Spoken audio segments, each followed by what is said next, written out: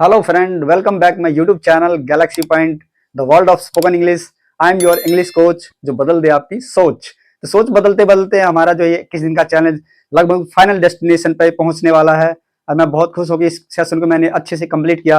अब सब जो भी हमें सपोर्ट चाहिए वो आपकी तरफ से चाहिए।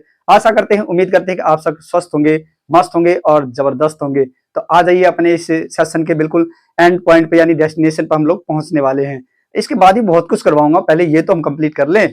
तो आ जाओ अपना जो है स्पोकन इंग्लिश के इस सेशन पे। तो आज मैं क्या करवाने जा रहा हूं, आज आपको वो चीज करवाने जा रहा हूं जो आपकी जिंदगी में शौक है, जिसने आपको इस स्पोकन इंग्लिश से दूर रखा अब तक। उस शौक को मतलब उस शौक की जगह आप ये फॉन्ड ऑफ को यूज करें। शौकीन इन चीजों का बने जो मैं आज करवाऊंगा। आज का सेशन बहुत ही इंपॉर्टेंट होने वाला। मेरे साथ बने रहे, बहुत नई नई चीजें, बहुत कुछ खास करवाऊंगा आज मैं, और आपको जो है इस स्पोकन वर्ल्ड में कहीं ना कहीं बेटर पोजीशन दिलाऊंगा। तो आ जाइए अपने इस सेशन पे। तो क्या है फॉन्ड ऑफ, आज मैं करवाऊंगा फॉन्ड ऑफ। फॉन्ड ऑफ में वही जो स्ट्रक्चर, सबसे पहले स्ट्रक्चर बहुत इंपॉर्टेंट होता है कि बिना स्ट्रक्चर, बिना ढांचे, बिना ताने बाने के कुछ नहीं है। ठीक है जी। तो सबसे पहले हम करते हैं इसमें स्टार्ट, जो सेंटेंस का स्ट्रक्चर लेते हैं। सबसे पहले लेंगे सब्जेक्ट, फिर is M R. Is M R तीनों मैंने क्यों लिखा, क्योंकि इसमें से हम मतलब अकॉर्डिंग टू सब्जेक्ट, सब्जेक्ट के हिसाब से कौन सा सुटेबल होता है ये वर्ब, हेल्पिंग वर्ब, वो हम यूज करेंगे। तो इज एम आर में से कोई भी ले सकते हैं एज पर सब्जेक्ट। और उसके बाद लाएंगे फॉन्ड ऑफ, फिर V4। V4 का मतलब होता वर्ब की फोर्थ फॉर्म जिसमें आईएनजी लगाते हैं। उसके बाद ऑब्जेक्ट होगा। ये आपका सिंपल सेंटेंस का स्ट्रक्चर हो गया। इसके बाद आपका सेकंड जो है नेगेटिव सेंटेंस का स्ट्रक्चर। नेगेटिव सेंटेंस में क्या करना है आपको, सबसे पहले सब्जेक्ट लाओगे, फिर तीनों वर्ब में से इज एम आर में से कोई भी एक लगाओगे जो सब्जेक्ट के हिसाब से जरूरत हो। फिर लाएंगे नोट, फिर फॉन्ड ऑफ, और फिर V4, और फिर उसके बाद ऑब्जेक्ट। V4 का मतलब ऑलरेडी मैं बता चुका हूं आपको। तो V4 का मतलब होता है यानी आईएनजी वाला वर्ब। ठीक है। उसके बाद करते हैं हम थर्ड नंबर का सेंटेंस। इज एम आर लेंगे कोई भी सब्जेक्ट के हिसाब से, फिर सब्जेक्ट होगा, फिर फॉन्ड ऑफ होगा, फिर V4, फिर ऑब्जेक्ट होगा। ये होगा इंटेरोगेटिव सेंटेंस हो गया।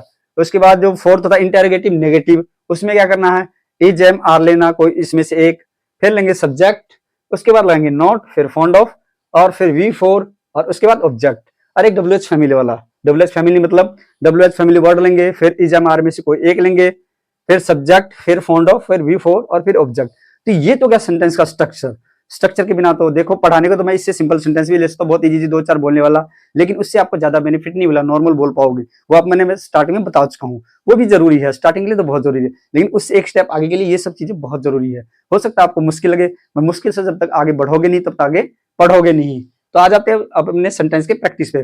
जैसे कि मुझे पढ़ना पसंद है, शायद आपको भी हो, तभी तो मेरी वीडियो देख रहे हो। तो I am fond of reading, इस तरह से बनाओगे। उसके बाद वह हॉकी खेलने का शौकीन है।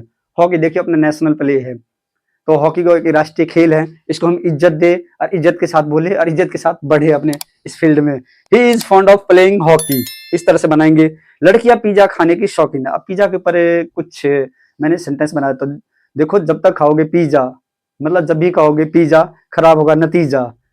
समझ गए, जब तक खाओगे पिज्जा खराब होगा नतीजा, इससे खराब होंगे आपके हेल्थ और गवाओगे सुख चैन और वेल्थ। तो इस चीज का आप विशेष ध्यान रखिए, बहुत ही खास ध्यान रखिए। तो अब जैसे कि लड़कियां पिज्जा खाने की शौकीन, ये बता चुका हूं मैं, girls are fond of eating pizza. Fourth sentence अपना क्या है, बहुत ही इंटरेस्टिंग सेंटेंस है। वह खेलने का शौकीन नहीं है। क्यों भाई, क्यों नहीं है शौकीन? आप पढ़ने का शौकीन बने, आप इंग्लिश स्पीकिंग का शौकीन बने, पर खेलने का भी बन जाए।